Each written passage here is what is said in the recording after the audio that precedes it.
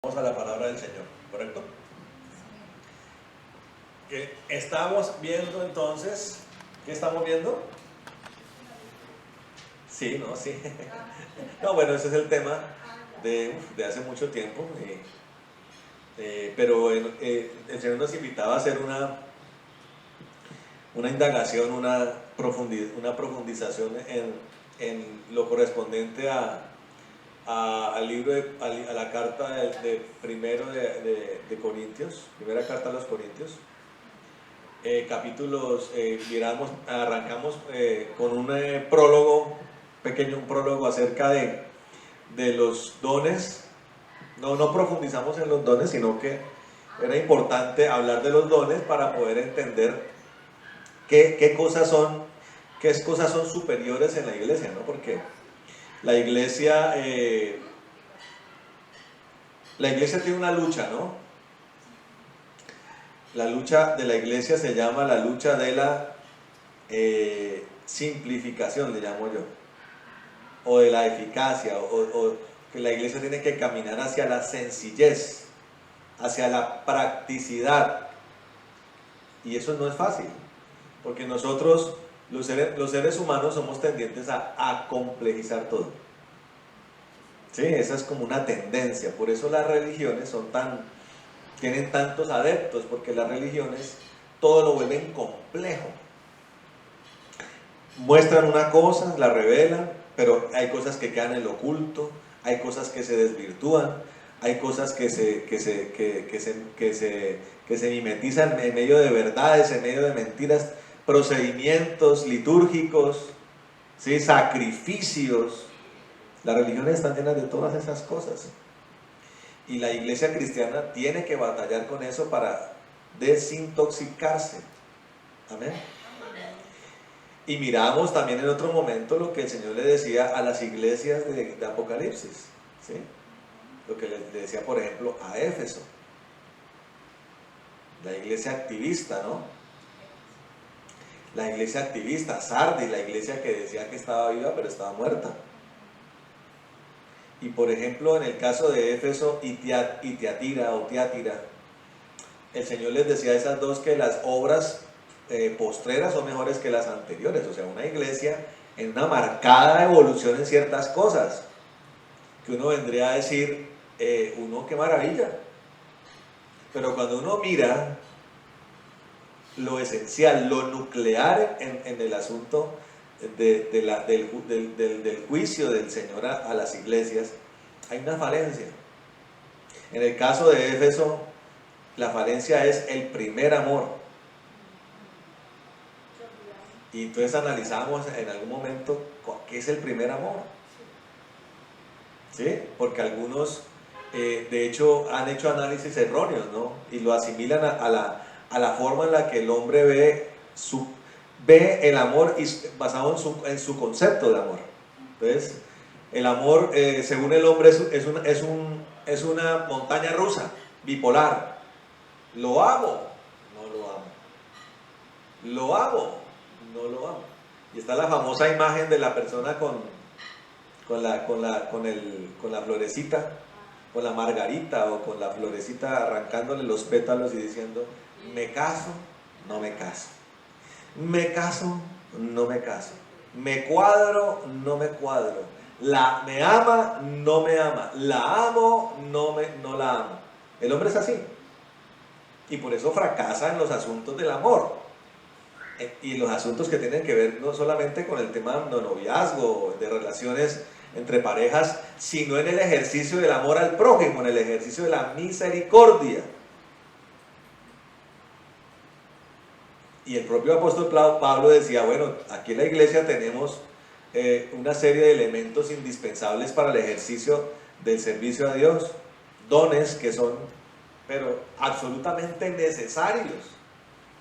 La iglesia no puede subsistir si no hay discernimiento espiritual, por ejemplo. Si no hay discernimiento de espíritu, la iglesia va a fracasar.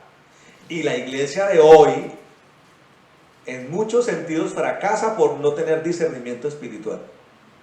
No saber el enemigo que está haciendo en contra de ella. las personas qué espíritus tienen, qué intenciones, con qué intenciones viene la gente que entra a la iglesia, si el satanismo lo está atacando, ¿no? Si hay un ataque espiritual muy específico y no se sabe qué es, porque la iglesia está enfocada en cosas de tipo material que le hacen perder la perspectiva de las cosas.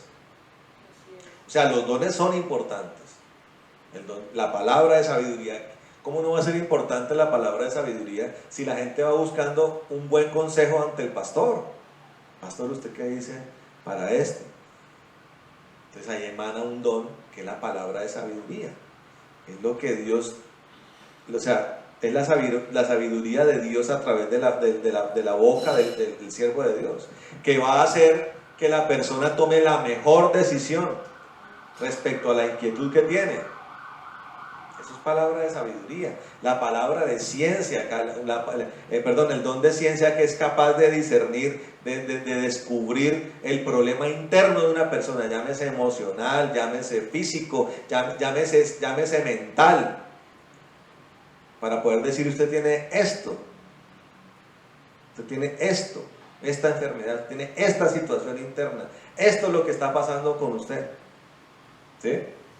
Son dones importantes, ¿correcto? Y hay dones como la administración, el don del servicio, que podrían parecer menores, pero que el apóstol Pablo les llama, también les da el valor que tienen. Pero él dice que aunque se tengan todos los dones, si no se tiene amor, no pasa nada. Entonces, si lo primero es el desarrollo del amor, pues hay que entender qué es el amor. Amén. Y el apóstol le llama un don mayor. ¿Sí? Hay algo mejor, que es lo que nosotros tenemos que buscar, ¿sí? Y eso es esa es la entrada que él le da ya al capítulo 13 de primera carta a los Corintios, que es la preeminencia del amor, correcto. Y mirábamos hace 8 días mirábamos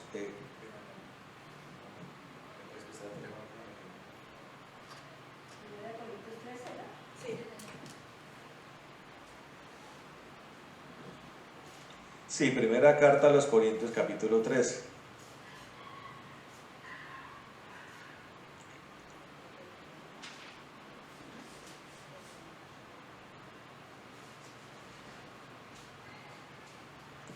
Dice acá, el apóstol dice en el 12:31, el camino aún más excelente. ¿Sí?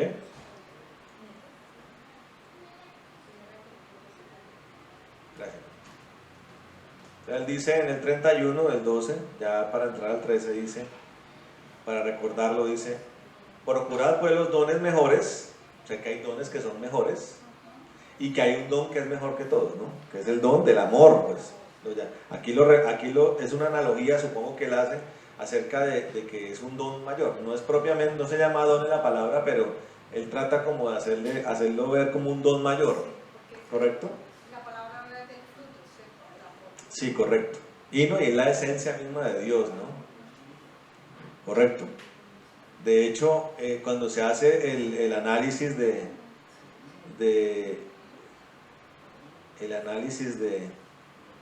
la palabra, está hablando de la naturaleza del amor de Dios. Amén. Entonces, dice el capítulo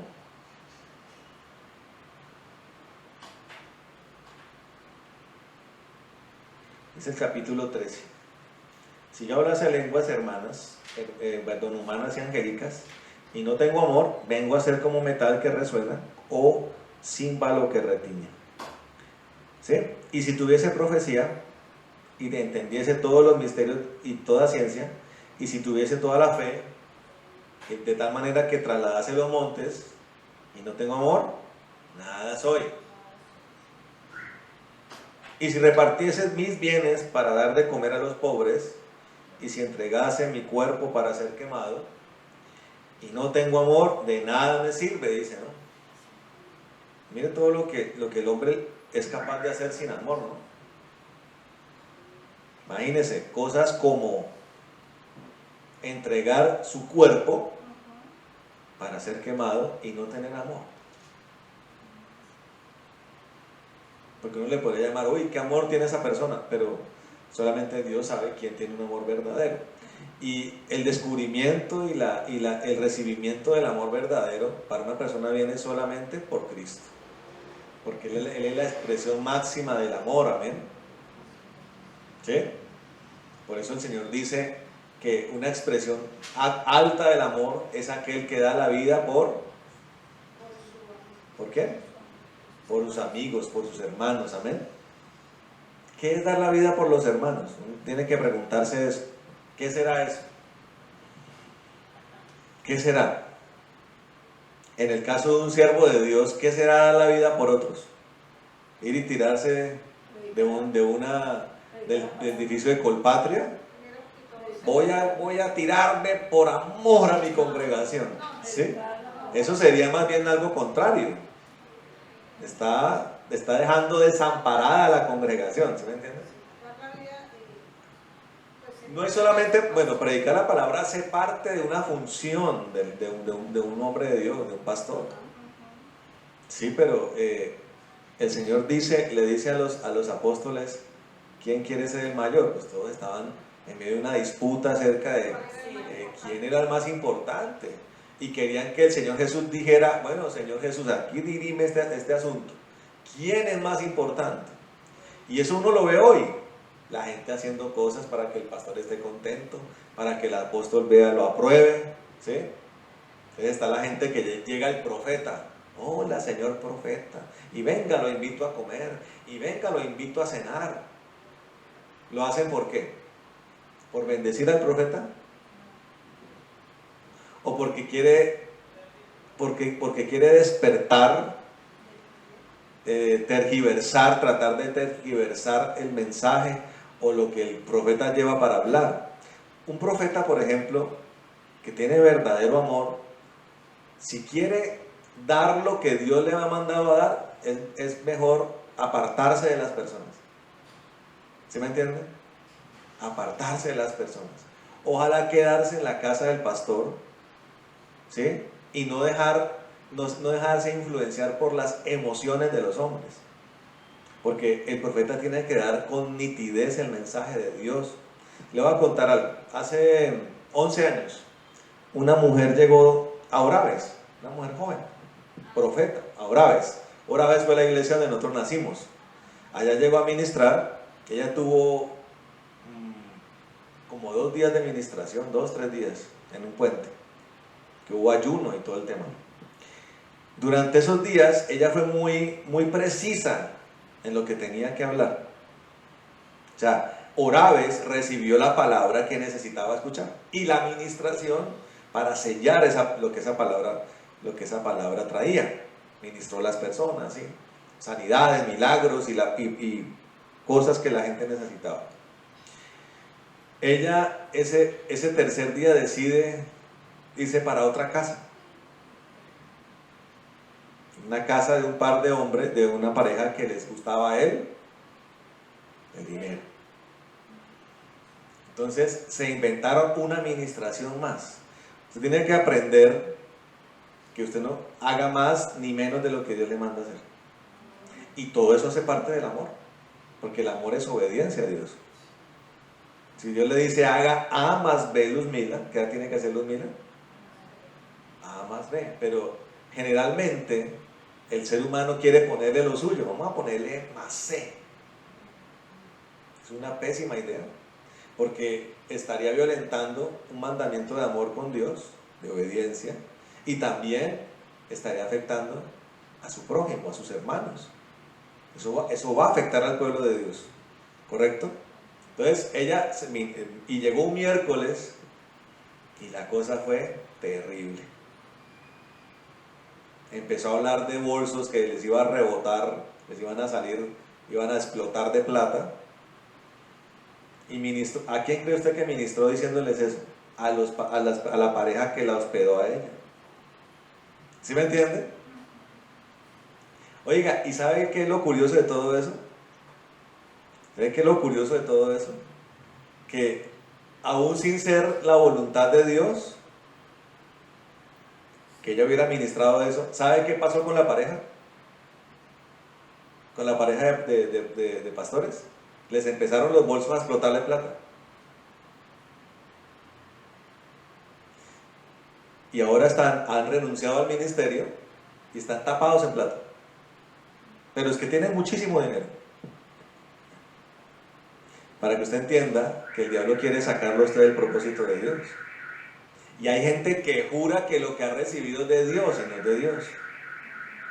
Porque el principal gesto de amor del Señor, ¿cuál es? La salvación de su alma. ¿Correcto? Ese es el propósito de Dios y su amor, y ese es el propósito de la fe.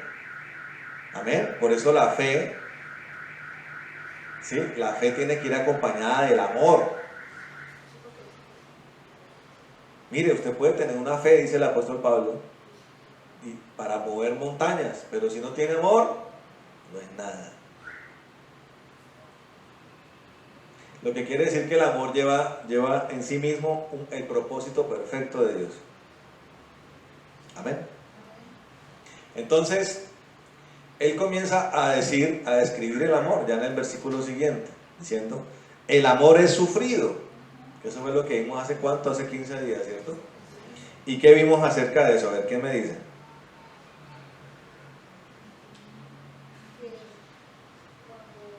Como es esa capacidad de aguantar, pero no en una forma, pues yo lo diría, no en una forma negativa, sino pues, como de aceptación. ¿Cómo? Que es una forma como de uno de aguantar, como de soportar, pero no llevándolo como en una forma negativa, sino en una forma positiva, o sea, de mirar las cosas desde la perspectiva de Dios, no del mundo. Yo lo entiendo así. Bueno, lo que miramos hace 15 días era el análisis del significado de la palabra sufrido desde el griego, ¿correcto? Y miramos una primera característica en la cual nosotros profundizamos, que era, denota la paciencia para sobrellevar el mal o la situación adversa. Una persona con un amor verdadero tiene la capacidad de afrontar el día malo con paciencia. Amén. Con paciencia. Entendiendo además muchas cosas que Dios le habla a uno, ¿no? Entre otras, dice el Señor, para los que amamos a Dios, todas las cosas obran para bien. Amén.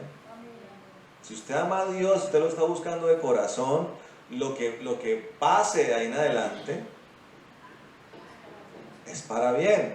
¿Y quién le hace uno pensar, quién le ha dicho a uno que lo único que va a tener uno de ahí en adelante son días buenos?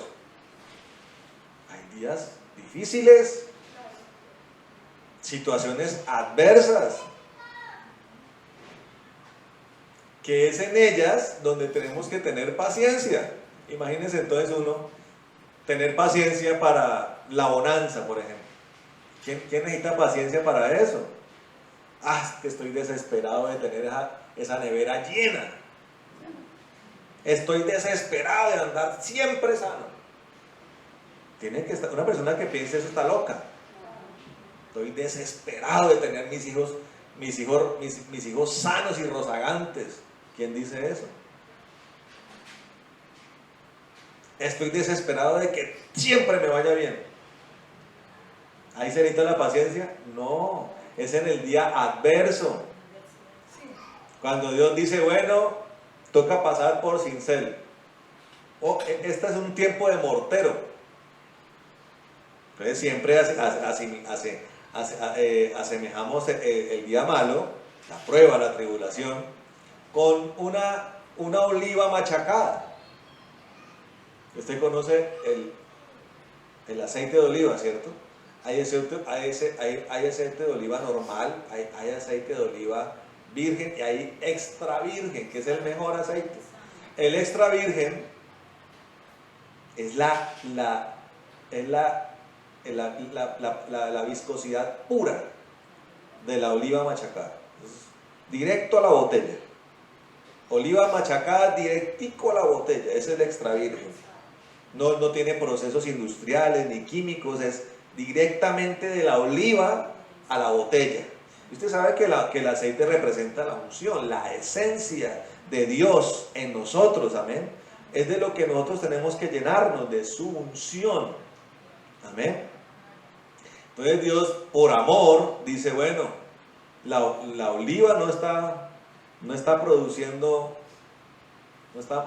aceite, hay que machacar. Entonces Dios nos pasa por momentos de machacamiento. Oiga, y sabe una cosa, un verdadero momento de ser machacado es un momento que coincide con un profundo aborrecimiento por lo malo. Ahí usted logra identificar que es un proceso de Dios. Usted dice, y en esas áreas que usted de pronto se puso un poquito laxo, usted de repente, ¡pum! Es como si Dios lo estuviera ajustando. Es como cuando una persona está toda torcida por andar trabajando, por mucho tiempo de estrés, y dice, bueno, le dice el doctor, tiene que ir al quiropráctico. Todo torcido, la espalda como una S, los huesos desacomodados, y el quiropráctico le dice, el fisioterapeuta le dice, acuéstese ahí, y comienza el ajuste. ¡Crack! ¡Crack! Todas esas acumulaciones de gas, porque eso que suena es gas, ¿usted sabía? Todo eso que traquea es gas. Explosiones de gases en las coyunturas, que en el momento duelen. Pero lo que pasa es que el profesional de la salud lo está ajustando, está acomodando todas las cosas, ¿me entienden? Dios a veces dice, esta oliva toca meterla allí al mortero, porque la cosa no anda como yo quisiera que anduviera. Entonces Dios lo mete allá a usted y comienza a machacarlo. ¿Correcto? Ahora, ¿dónde está la diferencia? El diablo le fascina la destrucción del hombre, pero es que él lo hace con todo el sentido de destruir, con crueldad, con el ánimo de desbaratar, de destruir al hombre, de avasallarlo, de acabarlo, de extinguirlo. Y el resultado de un hombre que pasa por las obras del diablo es que va para el infierno. Pero las obras del Señor son diferentes. ¿Sí? Él nos quebranta. Recuerde que la palabra habla de quebrantamiento. Eso de con paciencia vivir el momento, el día malo, tiene que ver con quebrantamiento, con doblegamiento. Amén. Entonces, eso lo que hace realmente por amor del Señor es potenciar a sus hijos. Amén. Entonces, el buen hijo, ¿qué hace? Acepta las cosas. Dice, bueno, Señor, he entendido qué es lo que está pasando. Un hijo de Dios debe ser entendido. O sea, hay cosas que de pronto pueden en su primer momento parecer sorpresivas, pero usted va comprendiendo que Dios es el que lo está haciendo, que Dios es el que lo está permitiendo. Amén. Y miremos el caso de Job, por ejemplo. Un hombre que Dios decía. Ahora, el caso de Job es tremendo porque la palabra antes de que el diablo interviniera era Dios el justo. Allá está Dios, perdón, Job el justo. Uno diría, bueno, pero el justo, ¿por qué va a pasar por una situación así? Mire, el libro de Job hay que estudiarlo con lupa. ¿Sí? Con lupa. Y yo miraba la primera parte acerca de Job el justo, un hombre que oraba, que temía del Señor, que adoraba a Dios, que era un hombre correcto en sus cosas. temeroso de la ley de Dios. Pero ella mire su familia, su esposa, por ejemplo. ¿Qué tan buena era su esposa?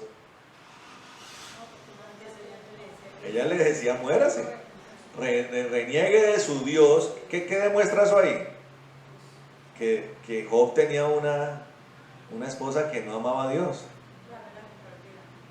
No, porque mira lo que decía esta mujer, reniegue de su Dios y muérase, le decía.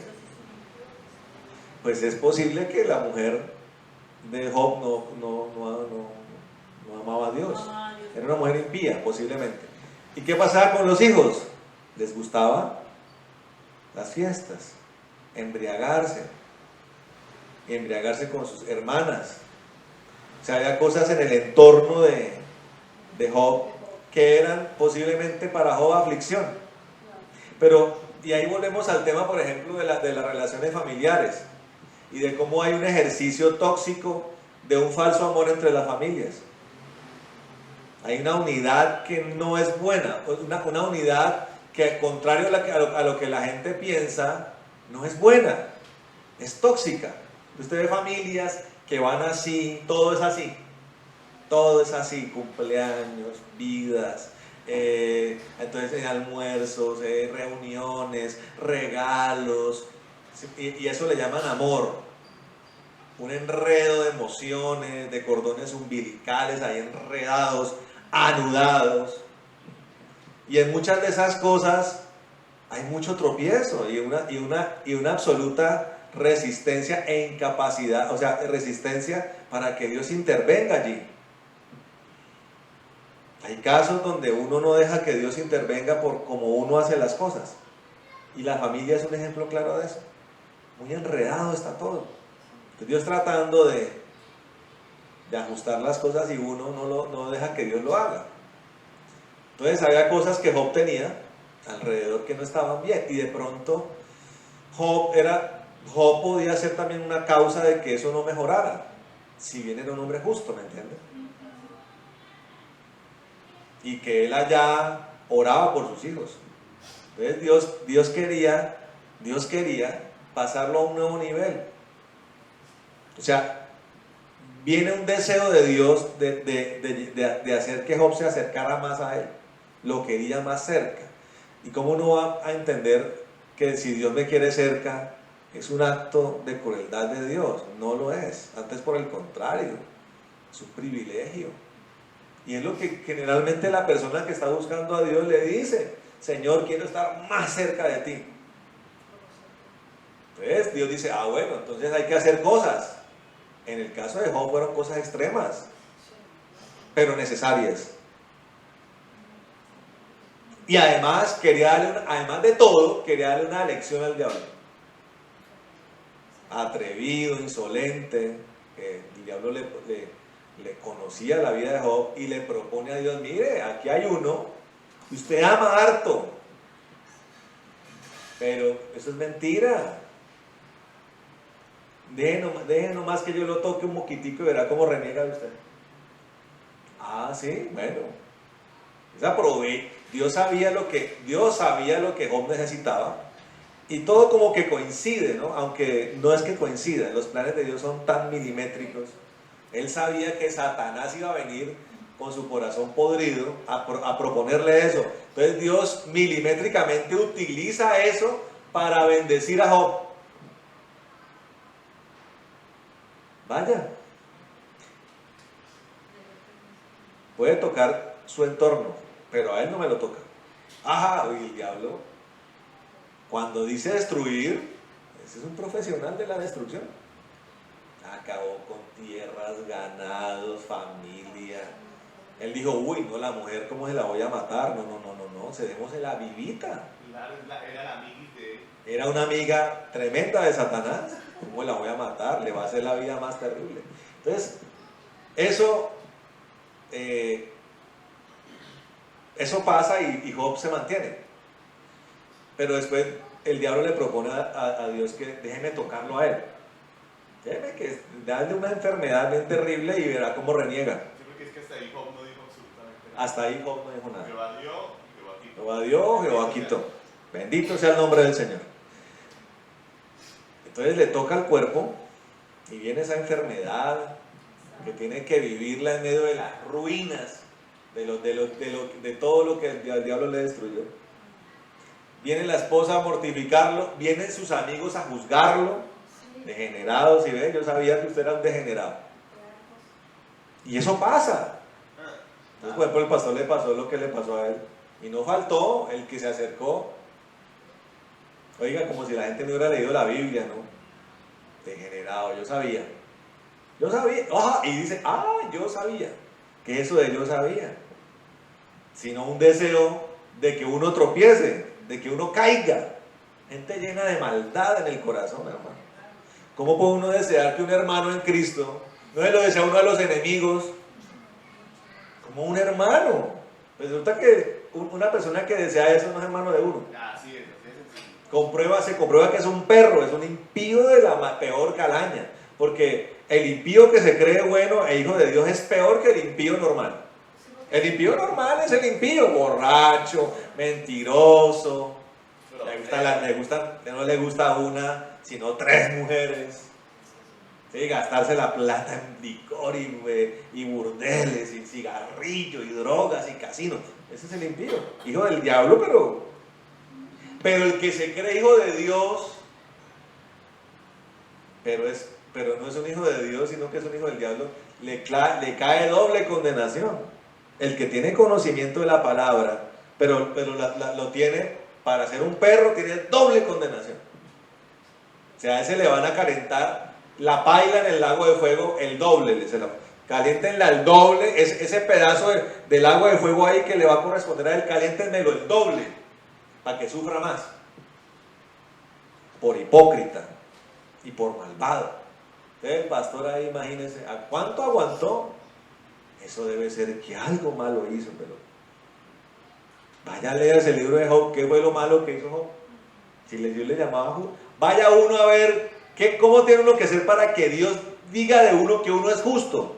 Perfecto, temeroso de Dios y apartado del mal. Correcto. Imagínese. Para que Dios lo diga es porque imagínese. Era un tipo pero impresionante. Vaya uno, mire a ver, confirme que Dios diga, piense eso de uno, para estar tranquilo. ¿Sí me entiende? Y es algo que a veces mortifica. Uy, ¿cómo estoy delante de Dios? Para el que de verdad teme de Dios, uno dice, ¿cómo estoy? O sea, para el que no le importa eso y quiere la apariencia, no importa. Allá en la casa peca como un degenerado y en la iglesia se cree bueno. Pone cara de bueno y cara de profeta y ojo, y habla en lenguas y toda la cosa. Mentiras. Entonces aparecen estos tipos a señalarlo. Entre ellos además aparece un jovenzuelo. Ese era el más insolente de todos. Y qué cosa curiosa con los jóvenes, ¿no? Siempre, a cada uno le ha tocado. Llegó la generación de los 60. No, pues estaban todavía muy niñitas en los 60. Vamos a cambiar este mundo. Somos nosotros los que vamos a cambiar este mundo de viejos godos y conservadores. Inútiles esos viejitos que acabaron con esto. Mire, 2 guerras mundiales. Nosotros vamos a cambiarlo. ¿Sí? La generación del 60 que tuvo su clímax en el mayo del 68 en Europa y en Estados Unidos. Y además lo cerró con broche de oro, con un concierto llamado Woodstock en los Estados Unidos. Ya se pusieron el broche de oro. Aquí vamos a ponerle la cereza a ese pastel. Oiga, acabaron con todo. Y vino la de los 70 y lo puso peor. Y vino la de los 80 y le puso su tema. Y la de los 90 también. La de los 2000. ¿Qué le hace uno pensar que esta talandrada de muchachos que no conocen de Cristo, que no aman a Dios, que en ellos de ninguna manera hay sabiduría ni inteligencia, van a ser los que van a cambiar el mundo? Yo les digo, están locos, entonces no se puede. La única forma de que el mundo cambie es que Cristo venga acá. Es el único que puede. Él va a regir con perfecta justicia 1000 años en la tierra. Va a demostrarle a todos los petimetres de gobernantes que hemos tenido y de generaciones que hemos tenido cómo es que se hacen las cosas. Va a venir de verdad 1000 años. Antes de que venga el cielo nuevo y la tierra nueva, van a haber 1000 años de gobierno de Cristo, lo hemos visto, ¿se acuerdan? ¿Y con qué lo va a hacer? Con su perfecto amor, con su perfecta justicia. Amén. Teniendo además la autoridad de que ha sido, de que el sufrimiento de su amor ha sido lo más alto, lo más sublime que se ha desarrollado. Vaya, miren nomás una comparación mesiánica, una comparación de religiones, a ver qué hizo Buda. Aparte de engordarse, porque tuvo la fase del famélico, polaco, hacía ayunos, Buda hacía ayunos de 6 meses. Era tal el nivel de endemoniamiento de Buda que lograba estar 6 meses debajo de un árbol. Polaco, famélico. Después dijo, bueno, ya hice el ayuno de 6 meses, ahora me voy a comer todo lo que se mueva. Y se puso, wow, boom, boom. Pues usted va a ver imágenes del Buda delgado y después el Buda gordo, orejón. ¿No? A ambos lo adoran. ¿Cómo va a poner uno a comparar a Buda con Cristo? Y a Mahoma, alias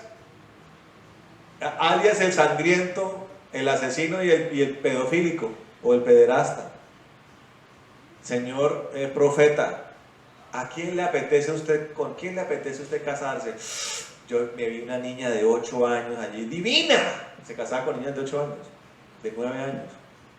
Ese es el líder del Islam.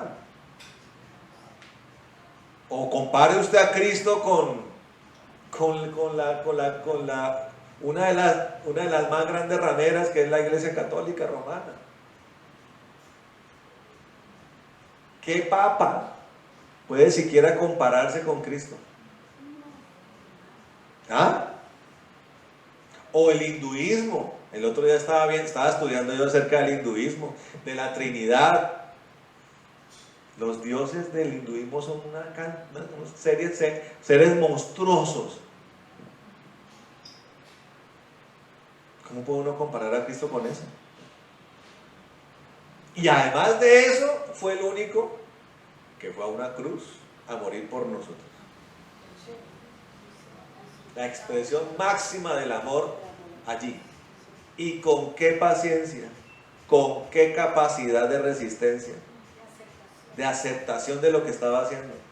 Tuvo tiempo para salvar almas allí. Te digo hoy que estarás conmigo en el paraíso, le dijo a uno de los ladrones. Señor, perdónalos porque no saben lo que hacen. ¿Ah? Alcanzó a solucionarle la vida a su mamá María. Juan, allá tu madre, allá tu hijo. O sea, cuídeme la mano. Y él va a ser el que la va a cuidar, no se preocupe. Ahí en la cruz hizo todo. Desnudo, sangrando, con dolores horribles. Que no era que estuviera amarrado a un árbol, pues, no, estaba colgado, después de haber sido latigado 39 veces, con látigos de cuero curtido y con punzas, con puntas llamadas escorpiones que desgarraban la piel y el músculo. Que un solo corte de esos es que es un dolor espantoso. Ahora 39 golpes propinados por soldados romanos llenos de rabia y de odio. ¿Cómo cree que una persona llena de rabia y de odio pega? O sea, su espalda estaba destruida. Había una corona de espinas que las espinas le llegaron hasta el cerebro porque con palos se la enterraron. Y fuera de eso, le atravesaron en lugares dolorosísimos clavos de 9 pulgadas, oxidados. Que no crea que los romanos si vamos a esterilizar es lo que no. El mismo que le arrancaban a los otros muertos, se lo pusieron a él. Y allí tuvo tiempo para todo eso. Esa es la expresión máxima del amor sufrido. Y a nosotros obviamente nos toca nuestra parte. Por eso no es simplemente predicar la palabra, que de verdad es de las cosas más fáciles. Ahora, depende también del escenario, ¿no? Porque predicar el evangelio aquí en el barrio, la Cruz, Loma de la Cruz en Neiva, ¿quién ha venido alguien aquí a impedirnos eso? Nadie. A mí no me ha hecho nadie un reclamo, oiga, estoy cansado, no. Pero vaya usted, por ejemplo, a Pakistán. En Pakistán las campañas evangelísticas tienen que estar acompañadas del ejército. Porque si no los matan. O usted vaya y cárguese una Biblia en Irán, ¿cómo le va? 8 años de cárcel por cargar una Biblia. Por cargar una Biblia lo tratan como el peor criminal. O en Afganistán, los países de más violencia contra los cristianos, Corea del Norte. La persecución contra cristianos en Corea del Norte es brutal. En Nigeria, en el sur de Nigeria, en el norte de Nigeria, en el sur de Sudán, vaya usted a averigüe. Le botan candela a las iglesias cristianas y quedan como carbones los cristianos. Tiene que darle gracias a Dios que está en Colombia. Bueno, ya más adelante Dios sabrá para dónde nos va a coger. Pero aquí hay libertad. Pero esa es solamente una de las funciones del pastor. Ser pastor y tener uno que colindar con ese sinnúmero de caracteres, de formas de ser, de mañas, de procesos. No es fácil. Toca tener de verdad el yugo del Señor sobre nuestra espalda, porque si no se puede. Y ahí hay que tener paciencia. Hay que tener paciencia. Y uno va saliendo y el pueblo va mejorando y va progresando y va perfeccionándose. Y a cada quien le toca su turno. Por eso Dios dice, todos tienen que tener discípulos. Eso es un fruto que tiene que dar todo el mundo. Para que usted también vaya y haga lo mismo que yo hice y que hicieron mis discípulos y los discípulos de sus discípulos, y así, hasta hoy. Bueno, ya sea uno, sea dos, depende ya de la cruz que para cada quien haya sido asignada. La cruz del Señor fue para toda la humanidad. Y ahí para adelante, la distribución de fuerzas y de llamados depende de la soberanía de Dios. Amén. Y Dios va desarrollando su carácter en cada quien. Entonces imagínese un hombre, por ejemplo, como Billy Graham. 68 años de ministerio. Perdón, más, lo que pasa es que vino el avivamiento del 49. Tuvo una predicación, él era un pastor, predicador normal, y vino un avivamiento para su ministerio en el año 49, una gran homilía que él dio, una gran predicación, y ahí se disparó ese ministerio para multitudes. ¿Cuántos años? Orando, predicando, estudiando. ¿Cuántas consejerías dio Billy Graham? ¿Por cuántos enfermos oró? ¿Con cuántos presidentes estuvo? Porque él era consejero presidencial, espiritual para los presidentes republicanos, ¿no? No, presidentes demócratas no querían saber nada de él. Para todos esos que alababan a Obama y ay, Bill Clinton, Obama, ay, Jimmy Carter, puros tipos que no aman a Dios. Pero los republicanos lo escuchaban. Eisenhower, ¿sí? Richard Nixon, ¿sí? Con todo y lo que como lo han graficado a Richard Nixon, lo escuchaba. Ronald Reagan, Bush papá, Bush hijo, ¿sí me entiende? Y antes de que muriera logró también tener su tiempo con este último presidente. ¿Sí me entiende? Ministerios de muchos años, pero con un precio alto, ¿me entiende? Y el amor tiene que estar allí. Capacidad de soportar estas situaciones con paciencia, afrontar el día malo. Y también miramos que esa paciencia está asociada con una largura de ánimo. No es solamente paciencia, sino tener ánimo. ¿Sí?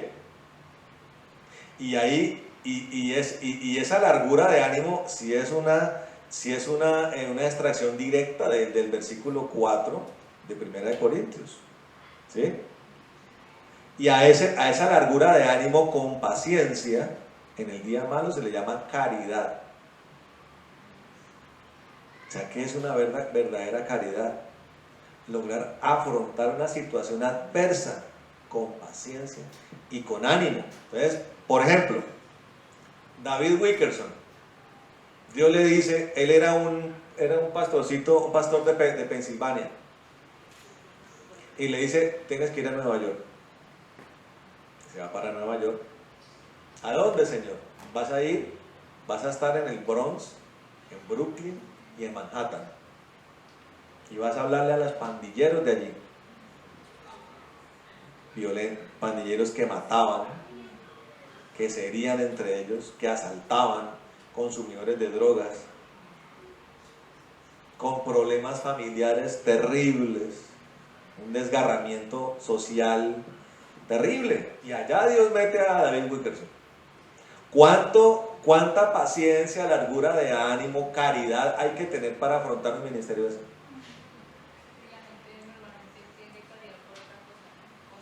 Sí, correcto, eso lo miramos, perfecto. Una caridad que está más asociada al engrandecimiento de mi nombre porque ayudo a otro.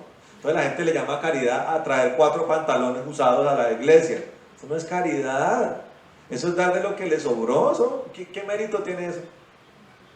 El Señor le dijo le dijo a sus apóstoles, ¿tiene algún mérito estos tipos que traen lo que les sobra? Y traían canastados así. Oiga, en mi amado Jesús Bogotá nos pasaba. Había gente que llegaba y compraba ropa nueva para ofrendar. Oiga, pero había el que llegaba con los pantalones rotos. Yo decía, ¿cómo hace uno para ganar un pantalón roto? Y el que llevaba pantalones rotos sacaba pecho. Un pastor, mire, y vengo yo con corazón rendido a Dios, compulgido por la necesidad del prójimo, y traigo esto acá. Yo revisaba, hermano, pero ¿cómo va a traer pantalones rotos? ¿Y me pongo a coserlos o qué? Hay que regalar cosas buenas. ¿Qué tal uno? No, mira, ya está la camiseta rotica de mi hijo, ahí sí se la regalo. No, hermano. Ahora, para que algo se llame caridad, ni siquiera es por una ropa nueva, es algo ya muy profundo. Es una largura de ánimo en la capacidad de sufrir la adversidad. O sea, y David Wilkerson fue capaz de soportar, imagínense, noches sin dormir, oración, procesos con los drogadictos. ¿Usted sabe lo que es un proceso con un drogadicto de desintoxicación? Que pasan además por síndrome de abstinencia. Eso es una cosa tremenda. Porque a veces uno cree, no, es que los siervos de Dios van con una varita mágica, haciéndole así la varita y todo cambia ya. Hay cosas que pasan ya. Una sanidad puede pasar ya. Pero hay otros procesos que se demoran. Sí, que son largos. Y que son tremendos.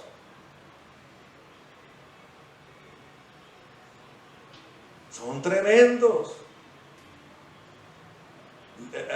Atender personas de la calle para que logren perfeccionarse en Cristo, eso es tremendo. Liberas, porque están supremamente endemoniados.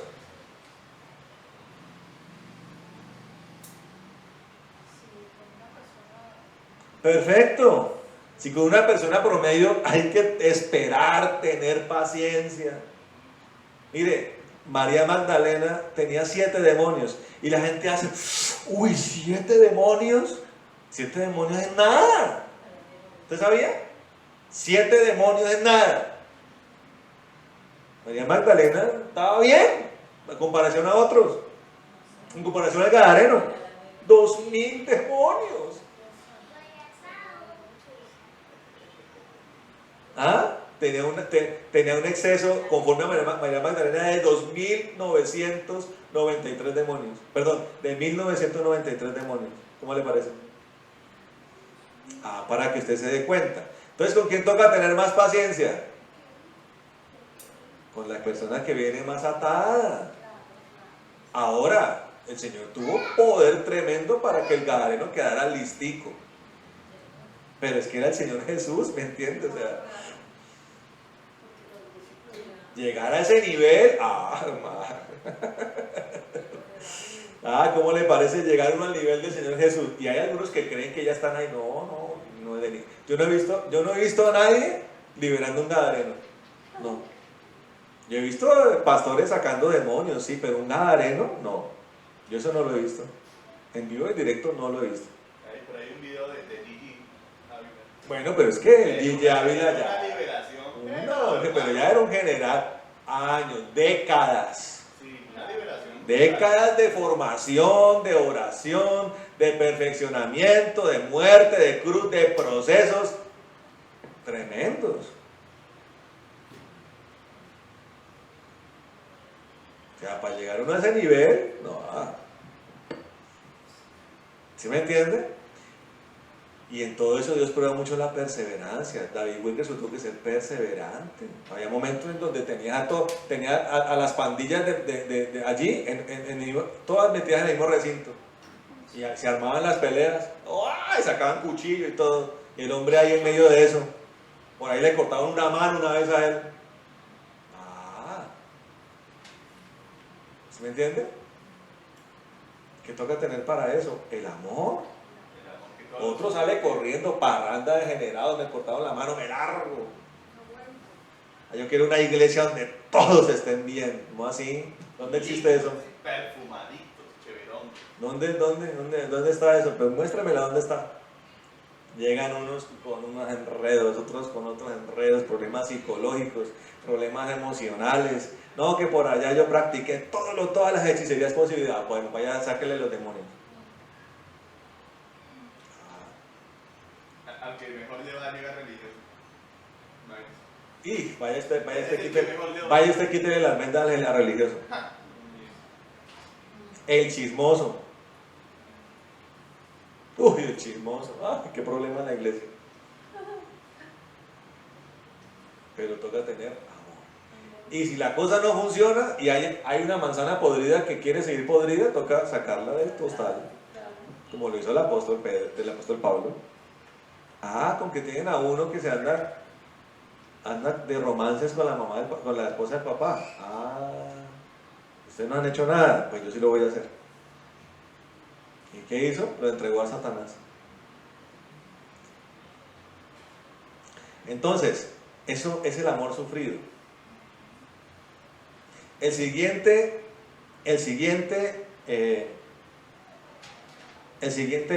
característica es, ¿cuál es? Es benigno. Benigno. ¿Qué será ser benigno? Perfecto, no hace daño, ser bueno, tan bueno que afecta para bien a los que están alrededor. Perfecto, es que ahí está la parte más importante del benigno, es esa. No es solamente ser bueno, sino que Pero además es inofensivo. impacta beneficiosamente a los que están en su entorno. O sea, obviamente es inofensivo, esa es la parte como omisiva, la parte pasiva del benigno, pero el benigno tiene una parte activa, que es que afecta para bien a los que están alrededor. Pero eso es importante porque es que hay gente que es muy dual. Porque es que afecta para bien, pero también a veces afecta para mal. Correcto. Entonces, ¿qué significa eso? Que está en el amor, porque el amor es un fruto del Espíritu Santo. Entonces, cuando usted está en el Espíritu, está alineadito con Dios, usted, hermano, es una bendición para todos. Pero cuando usted sale del Espíritu y entra en la carne, entonces sale otra vez uno, el yo de uno, y empiezas a dañar a los demás. Entonces ahí toca, el amor tiene que ser perfeccionado. ¿Sí? Entonces uno bueno es que hoy amanecí benigno. Gloria a Dios, aleluya. Ay, y qué bendición, lindo, pero y resulta que mañana, hoy amanecí maligno. ¿Cómo así? O sea, esa dualidad es una de las cosas que más Dios tiene que quitar de nuestra vida. ¿Cómo se logra? Por medio de la decisión. ¿Cómo dije? Decisión. Les voy a enseñar, por medio de un pequeño testimonio cómo logré yo ciertas cosas de que debe ser dual. Porque el que piense que no es dual está todavía viviendo en la inconsciencia. Sí, ya les voy a explicar. La otra vez venía hablando realmente con una hermana cómo fue que me pasó a mí. Resulta que en alguna ocasión yo sentía que uno de los pastores de la congregación tenía algo contra mí, pero yo no sabía qué era. Yo lo tomé aparte y le dije, mira, yo siento que tienes algo contra mí y yo quiero saber qué es lo que pasa, porque estás como bravo conmigo, qué es lo que tienes. Me dijo, mire, Toñito, yo no tengo nada contra usted, pero hay una cosa de usted que me parece extraña y que no me agrada. Le dije, ¿y cuál es, hermano? Me dijo, hermano, que es que usted en el altar es un hombre tremendo, eso viene la unción y usted es tremendo, hermano, un hombre espiritual, potente, tremendo. Oiga, y se baja del altar y, hermano, se vuelve otro hombre. Entonces yo le he preguntado a Dios, ¿por qué usted es así? Si en el altar es tan tremendo, ¿por qué cuando se baja del altar se le quita todo? Yo le dije, no, hermano, pero es que uno en el altar está bajo la unción, bajo el poder, ¿cómo va a ser el mismo en el altar que fuera el altar? Me dijo, bueno, entonces yo le dejo eso. Como todas las cosas, yo soy un hombre que a mí, todas las críticas que me han hecho en la vida, las cojo y las analizo. Yo algo que no hago es desechar la crítica. Y le voy a explicar una cosa. Hay gente que le hace uno críticas con un buen corazón, ¿sí o no? Y hay otros que le hacen ¿cómo? Con un mal corazón. Pregunta, ¿tomamos de las dos las cosas buenas o simplemente las desecho todas? ¿Qué es mejor para mí? ¿Las tomo o las dejo? Yo le voy a explicar, el que la deja no crece. No crece.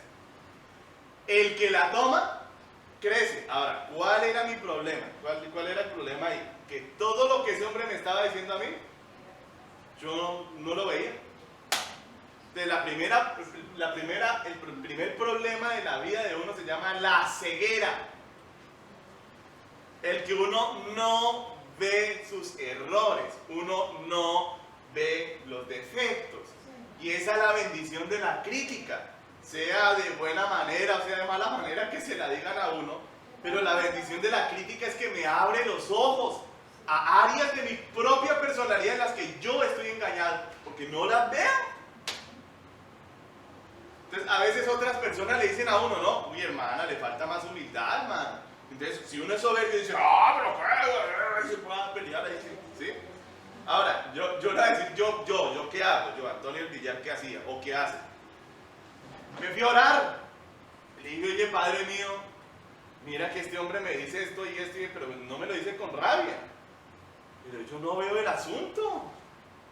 ¿Qué es lo que él me está queriendo decir? Entonces, yo ya había pasado por muchos momentos donde había tenido cosas que cambiar de mi carácter, porque aprenda esto, su temperamento. Es esa forma de ser que usted tiene desde que nace. ¿Sí se comprende? Hay unos que nacen rabiosos. ¿Te ha visto eso o no? Rabiosos. ¿Sí? Y hay otros que nacen más calmaditos. Y uno dice que increíble la diferencia, se llama temperamento. Es con lo que usted viene. Es su forma de ser desde que usted nace. ¿Qué es el carácter? El carácter es lo que usted forma durante la vida. Es lo que llamamos la madurez de la persona. El grado de madurez se ve en la cantidad de cualidades que adquirió en su personalidad para conducir su temperamento. ¿Sí? Su temperamento tiene que estar recubierto por las características de Jesucristo, que son las que estamos viendo ahí en 1 Corintios capítulo 13. Dios quiere que usted tenga eso. ¿Qué es ser sufrido? Por eso les decía, una vez piensa, ¿qué es el amor? ¿Cómo sé si tengo amor? Pues es que el amor es el carácter de uno. Por eso es que usted puede entregar la vida y no tener amor. O sea, usted puede entregar la vida y tener un carácter picho. Usted no tiene amor. Usted puede orar en lenguas pero tener un mal carácter. Usted no tiene amor. ¿Quién me está entendiendo? Usted puede tener una gran fe pero un mal carácter. Usted no tiene amor. ¿Sí ve? El amor es el carácter. Su forma es de lo que se construye. ¿Tarda tiempo? Pues muchísimo. El primer paso para usted poder cambiar algo de su personalidad es la conciencia del problema. ¿Por qué? Porque normalmente mis defectos están en mi área de la inconsciencia, o sea, yo me comporto así y no me doy ni cuenta del problema que tengo.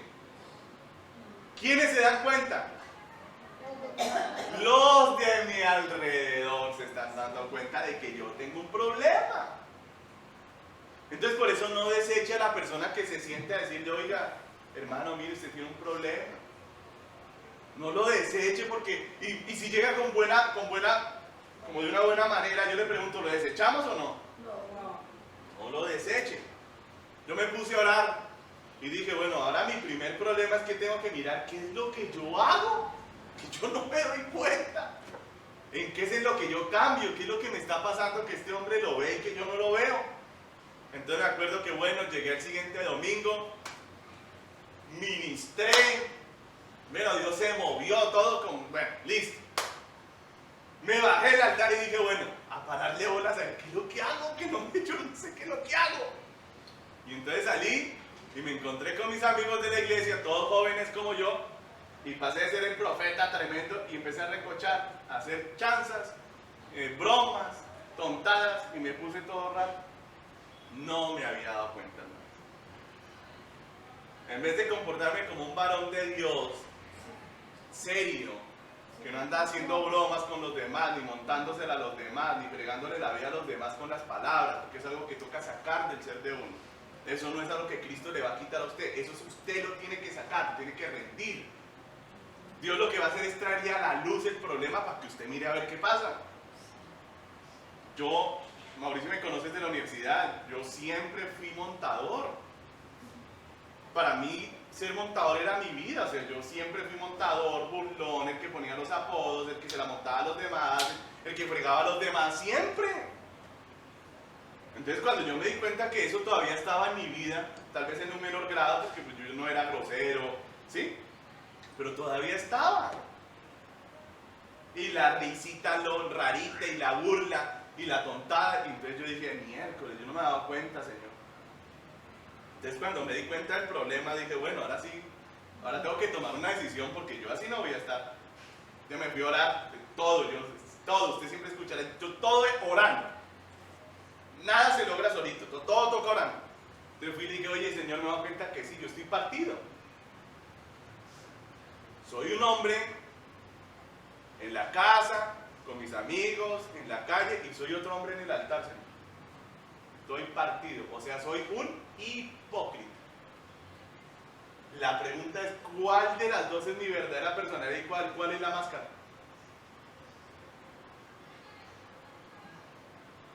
¿Será que es que subo al altar y me pongo la máscara de profeta y me bajo al altar y me pongo la máscara de montador? Entonces dije, tenaz, Señor, aquí sí la tengo grave. Bueno, Señor, el día de hoy tengo que tomar una decisión, Señor. Porque a mí la hipocresía y la dualidad no me gusta, Señor. Eso a mí me daña, me raya, me fastidia. Porque, ¿por qué? Le voy a decir. Porque cuando yo me paro en un altar a hablar la Biblia, a hablar la palabra de Dios, y yo sé que yo no estoy bien, y esa vaina, yo no sé, los demás de pronto podrán, yo no sé, pero yo no puedo. A mí esa vaina me daña, me siento mal, no me siento cómodo, no puedo hacerlo. Entonces dije, bueno, aquí toca tomar una decisión. Dije, Señor, o siempre soy el hombre que soy cuando estoy fuera del altar y también me pongo a payasear y a bromar y en pleno altar, o siempre soy el hombre de Dios. del altar. Dije, no, Señor, pues aquí la decisión está clara. Siempre voy a ser el tipo del altar. Así de respetuoso, así de serio, así de tranquilo, así de centrado. Y esa decisión me cambió la vida. Le voy a explicar por qué. Cuando usted está dual en su personalidad, cuando usted está partido, cuando usted todavía no ha unificado su ser en Cristo, usted posee un problema. ¿Cuál? Se llama un roto en el odre. Significa que usted, para llegar al altar y tener la unción potente, tiene que mínimo meterse 1 hora, 2 horas, 3 horas antes para coger como el carrito que coge impulso y como el avión que coge impulso para coger ¿qué? Vuelo. Entonces llega al altar y empieza la unción y la gloria, ¡pah! Milagros, Dios tocó a todo el mundo, ¡uy! La unción. Cuando usted se baja del altar y su carácter se vuelve carnal, la unción comienza a hacer esto. Se diluye, la pierde. Le toca después ¿qué? Volverla a recuperar. Mire, la crítica de ese pastor que él me hizo, me cambió la vida. ¿Por qué? Porque a partir de ese día la unción empezó a acumularse en mi vida. Como no andaba haciendo tontadas, sino que seguía, que me quedé en la conciencia, empecé a hacer de cuenta que estando con mis amigos estaba en el altar. Que estando en la casa era que estaba en el altar. Y empecé a hacer el ejercicio mental hasta que cuando vine a ver, a toda hora era como el hombre que estaba en el altar. Entonces, ¿qué pasó? ¿Qué pasó? Que la unción empezó a ¿qué? A acumularse, acumularse, acumularse. Y cuando vine a ver, Dios me empezó a llevar a nuevas dimensiones de poder, de gloria, de la unción, de la relación con Él. Más, empecé a crecer mucho más. ¿Cuántos me comprendieron? Para terminar, les voy a contar una historia precisamente de un pastor que pues, siempre fue una historia y se hizo muy famosa en la iglesia y fue chistoso. Resulta que esos 2 pastores, una pareja de pastores, tenían la iglesia en el primer piso de la casa, ¿sí? Y en el segundo piso de la casa tenían la casa de ellos. Entonces, resulta que un día la hermana pastora, aburrida de la forma de ser del pastor, llegó en pleno culto y empezó a bajar el sofá de la casa de Solaño. Y bájelo con los hijos, y bájelo. Cuando bajó, llegó y lo puso ahí. Llegan los hermanos, uy, pero ¿qué está haciendo, pastora? Dijo, no, estoy bajando a la iglesia, en la casa, aquí en la iglesia, porque es que el hombre del altar me gusta mucho.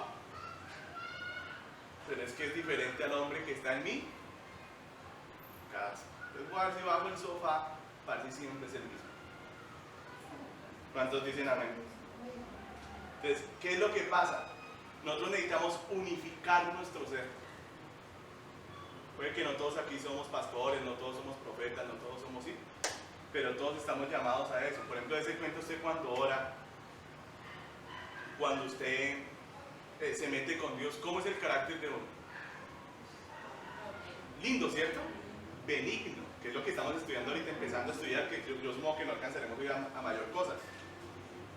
Pero hoy precisamente hablaba con una hermana, lo mismo. ¿Por qué? Porque a veces somos como buenos y otras veces malos. Es eso, es que nos salimos del espíritu.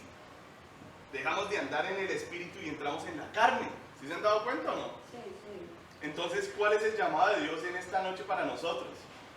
Hombre, no seamos duales, porque es que a veces somos benignos y lo que está diciendo el pastor es así, ¿cierto? Ser benigno es ser inofensivo, o sea, ser bueno, no ser nocivo para los demás. Esa es la parte de omisión, ¿no? O sea, no hacerle mal a los demás. Pero ser benigno es ¿qué? Ser una persona que afecta para bien a los demás. La pregunta es ¿cada cuánto? Siempre. Bueno, yo espero que les sirva ese consejo de lo que a mí me pasó, porque a mí me sirvió mucho. Darme cuenta de mi error, pero la verdad yo les digo, uno no lo ve muchas veces. No es que uno lo haga de malo, uno no lo ve. Y por eso uno tiene que ¿qué? Escuchar a los demás cuando uno le hablan a los detractores. Bueno, puede ser porque es que algunos sí son malintencionados, ¿cierto? Pero hermano, escuchar a los demás, no sé, en la casa de uno, los que lo conocen a uno. Porque a veces ellos ven los defectos de uno que uno mismo no ve. Cuando le hablen del defecto, lo primero que tiene que hacer, ¿qué es? Darse cuenta de dónde está el defecto, traerlo a la conciencia, porque uno actúa inconscientemente y no se da cuenta. Entonces tráigalo a la conciencia y después de que lo tenga a la conciencia, corrígalo con el Señor. Y el Señor lo va a ayudar, ¿vale? Bueno, eso era todo. Bueno, aquí hay un concepto, una definición que me gustó. Bueno, yo la elaboré como basándome en dice acerca de benigno. Persona que con el bien su corazón obra en consecuencia. Punto seguido. Es el amor fluyendo de manera natural, no forzado. Tan lindo. Entonces repito, benigno, persona que con el bien su corazón obra en consecuencia. Es el amor fluyendo de manera natural, no forzada. Amén. Vamos a ver ahí, mis hermanos, y de pronto lo analizamos un poco mejor la próxima vez. Amén. Lo repito, mire, dice: benigno, persona que con el bien su corazón obra en consecuencia. Es el amor fluyendo de manera natural, no forzada. Es que así es, las cosas de Dios son así. Las cosas del Espíritu son de manera natural. Fluye. Por eso el cristianismo no es aprenderse un pocotón de normas y empezar a tratar de cumplirlas. Israel fracasó en eso. De hecho, se especializó en las cosas menos importantes. Entonces eran buenos para sacrificar animales. Las personas eran tremendas para llevar animales a los de los sacerdotes, y los sacerdotes eran tremendos carniceros. Quirúrgicamente mataban el animal perfecto, pero eso no era lo más importante. El Señor necesitaba que ellos cumplieran lo más importante, que es la parte central, moral, ya directamente el amor a Él. No lo hicieron. El Señor dijo: bueno, vamos a poner a disposición el Espíritu Santo para que el que lo reciba de manera natural ya cumpla la ley de Dios. Por eso la victoria está en vivir en el Espíritu. Sí, amén, así es. Esa es la clave. Vivir en el Espíritu, como lo mirábamos alguna vez, hay que hacer que el Espíritu venga a intervenir en mi vida. Esa es la primera parte. No es fácil. Tiene uno que ponerse en operación de clamor y de fe para que el Espíritu Santo venga y me llene y me bautice y me haga nacer de nuevo. Y la segunda parte es habitar en esa presencia. Si no salirse de ella. No salirse de ella. Es un reto. Eso es una cosa tremenda.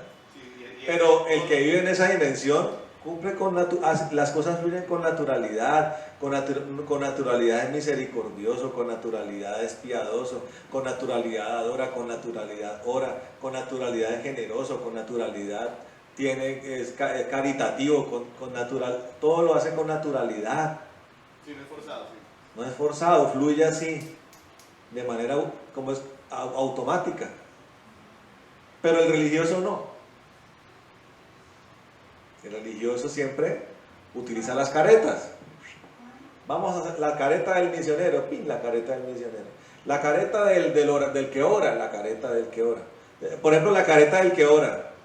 Delante de las personas, tremendo para orar. Pero vaya al cuarto secreto. No puede ser así. Sí. No, de hecho por eso les estoy dando el testimonio y mi propio...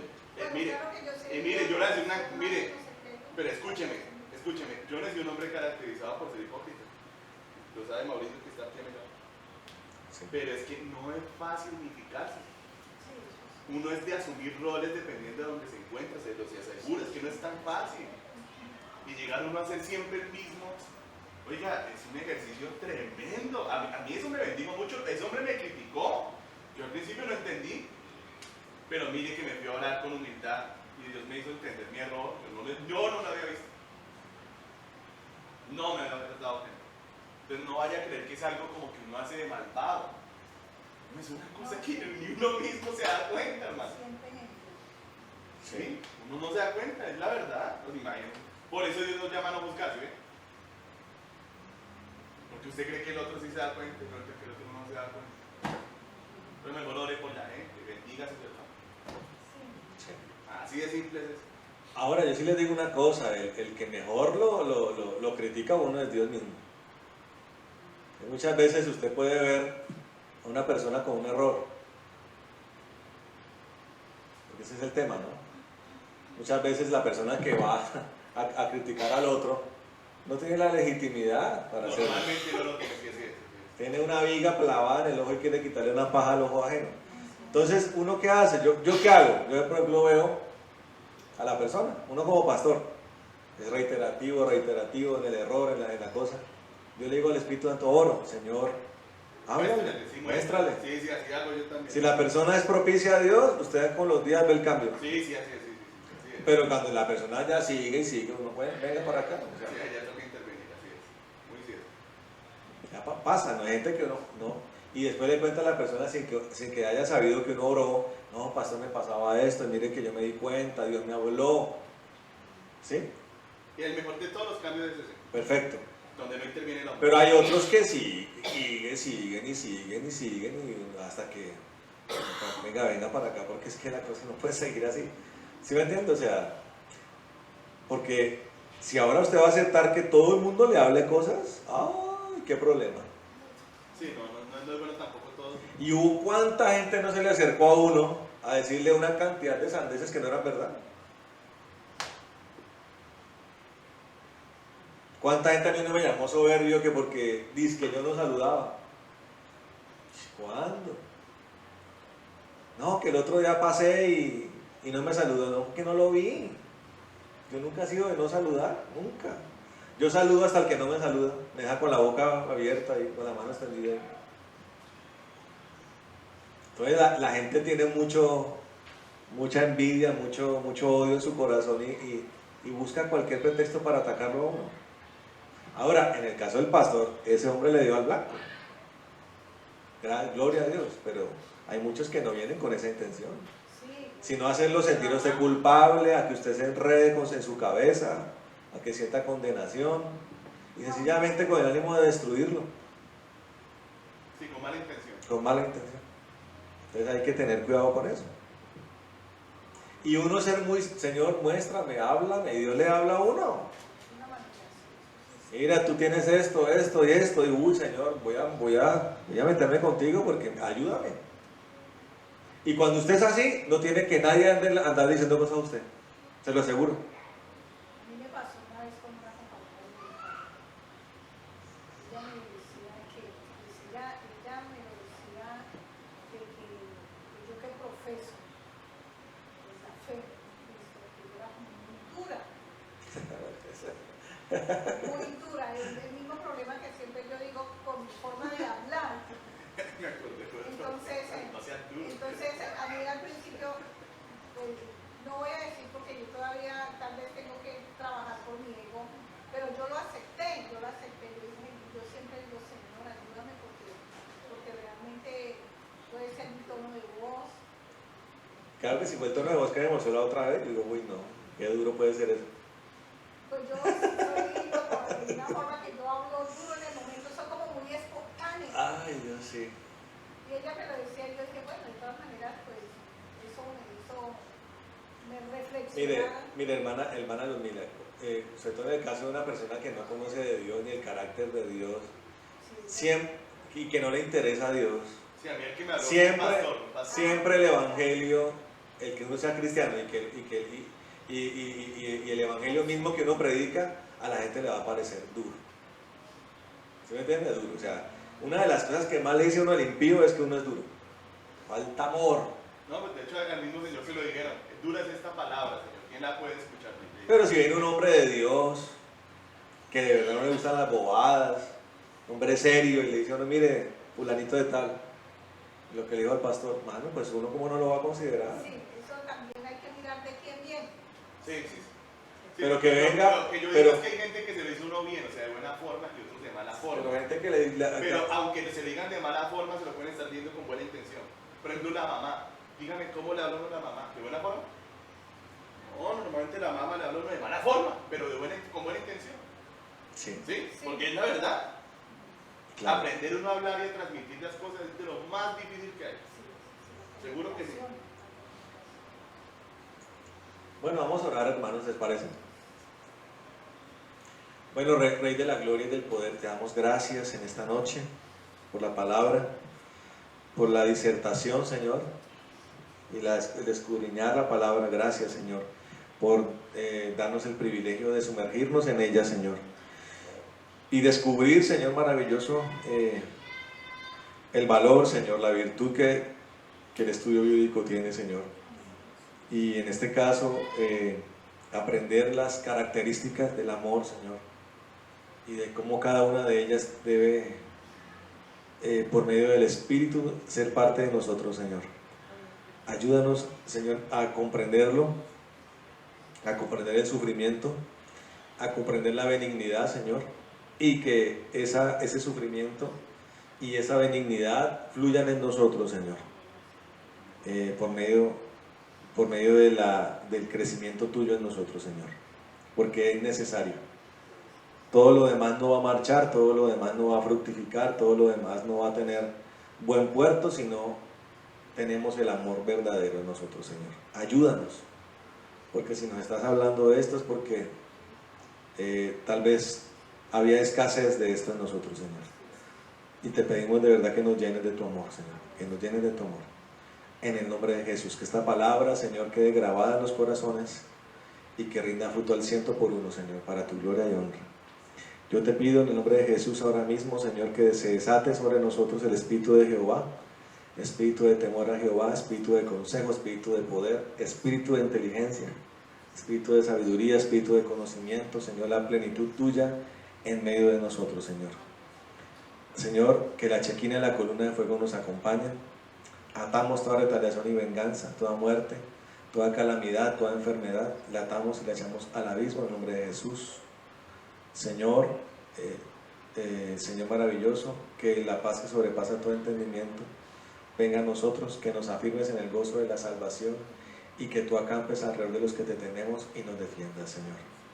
Atamos todo caballero de la noche y de Morfeo en el nombre de Jesús y lo echamos al abismo, Señor. Bendice nuestras vidas y que esta sea una noche gratificante y pacífica para nosotros y que hallemos descanso en ti, Señor, en el nombre de Jesús. Señor, oramos como lo hizo Javes, que tú nos bendigas, que ensanche nuestro territorio, que tu mano esté con nosotros y que nos libre de todo mal para que no nos dañe, en el nombre de Jesús. Bendecimos también las ofrendas que mis hermanos traen y pedimos conforme a la generosidad y a la liberalidad que tú traigas recompensa y multiplicación, en el nombre de Jesús. Amén y amén.